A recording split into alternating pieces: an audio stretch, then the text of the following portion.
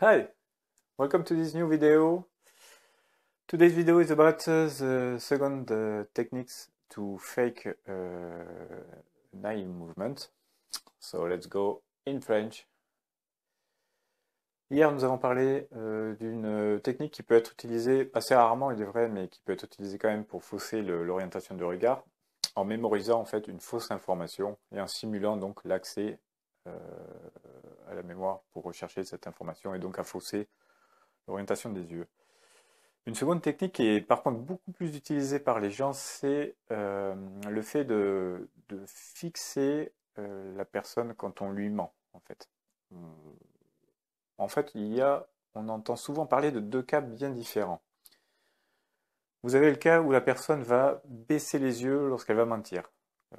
Si elle va dire un mensonge, elle va baisser les yeux, généralement le temps de dire le mensonge et puis ensuite de reprendre la vision de la personne. Vous avez le deuxième cas de figure qui revient assez souvent. C'est 50%, 50% pour les deux en fait. C'est que la personne, quand elle va mentir, elle va regarder droit dans les yeux la personne à qui elle va dire son mensonge. Donc ça, c'est une technique pour fausser, en fait, pour faire croire que la personne ne ment pas en regardant directement la personne dans les yeux. Alors à ça, là aussi, il y a énormément de nuances possibles.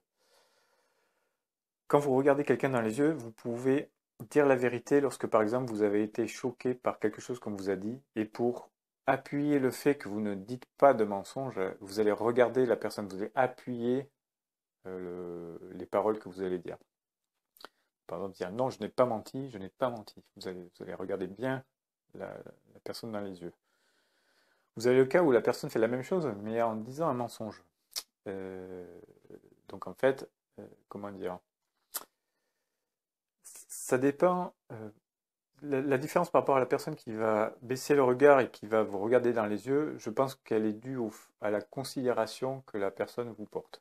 Si vous tenez à cette personne, par exemple, la personne qui dit le mensonge va se sentir coupable et va donc ne pas vouloir regarder directement dans les yeux la personne à qui elle va dire son mensonge.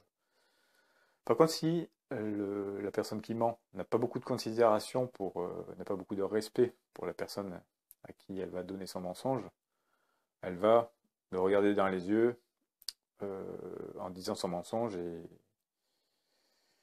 regarde, je ne mens pas, tu peux le voir avec un brin d'agressivité généralement. Et voilà, la personne va mentir en regardant dans les yeux. C'est pas évident et en fait il existe plein de nuances pour chaque cas de figure. Comme je le disais, la personne qui regarde dans les yeux a plusieurs nuances. Donc pour récapituler, une personne peut vous dire la vérité et appuyer la vérité en vous regardant dans les yeux.